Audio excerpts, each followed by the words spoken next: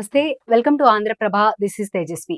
GST కుంభకోణంలో కీలక పరిణామం చోటు చేసుకుంది. ఈ కేసులో ప్రభుత్వ మాజీ చీఫ్ సెక్రటరీ సోమేష్ కుమార్ ను పోలీసులు 5వ నిందితుడిగా చేర్చారు. ఈ మేరకు హైదరాబాద్ పోలీసులు కేసు నమోదు చేశారు. పన్ను ఎగవేతదారులకు సహకరించడంతో వేల కోట్ల రూపాయల అక్రమాలు జరిగాయంటూ ఆ శాఖ జాయింట్ కమిషనర్ రవి కానూరి చేసిన ఫిర్యాదు ఆధారంగా ఈ కేసు నమోదైన విషయం తెలిసిందే.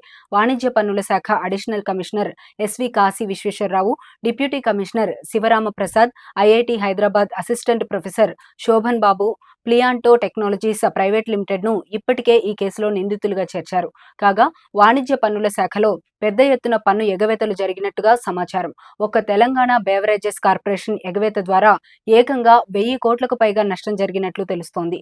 మరో 11 ప్రైవేట్ సంస్థలు దాదాపు 400 కోట్ల పన్ను చెల్లింపులు ఎగవేసినట్లు ఆ శాఖ జాయింట్ కమిషనర్ రవి కానూరి ఫిర్యాదులో తెలిపారు. మరోవైపు మానవ వనరులను అందించే Big leap Technologies and Solutions Private Limited ఏమాత్రం ట్యాక్స్ కట్టకుండానే ఏకంగా 25.51 కోట్లు ఇన్పుట్ ట్యాక్స్ క్రెడిట్ తీసుకుందని, అవకతవకలు జరిగాయని తేలిన నేపథ్యంలో అంతర్గతంగా విచారణ జరిపినట్టు ఫిర్యాదులో పేర్కొన్నారు. వాణిజ్య పన్నుల శాఖకు సాంకేతికతను అందించే సర్వీస్ ప్రొవైడర్ గా ఐఐటి హైదరాబాద్ వ్యవహరించింది. తెలంగాణలో పన్ను చెల్లింపుదారులు నమోదు చేసే ఐటీ రిటర్న్ లో అక్రమాలను గుర్తించడంతో పాటు డేటాను విశ్లేషించడం సర్వీస్ ప్రొవైడర్ చేయాల్సిన పని. పన్ను చెల్లింపుదారుల్లో ఎవరైనా అక్రమాలకు పాల్పడితే సర్వీస్ ప్రొవైడర్ రూపొందించిన స్క్రూటినీ మాడ్యూల్ గుర్తించాల్సి ఉంటుంది. కానీ బిగ్ లీప్ టెక్నాలజీస్ అక్రమాలను ఐఐటి హైదరాబాద్ స్క్రూటినీ మాడ్యూల్ కూడా గుర్తించలేకపోయిందని వివరించారు.